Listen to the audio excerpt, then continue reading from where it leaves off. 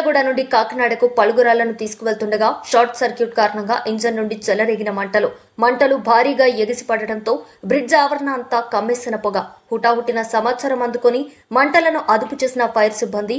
Gammon bridge పై భారీగా నిలిచిపోయిన వాహనాలు. ప్రమాదంలో ప్రాణాలతో బయటపడ్డ డ్రైవర్, క్లీనర్.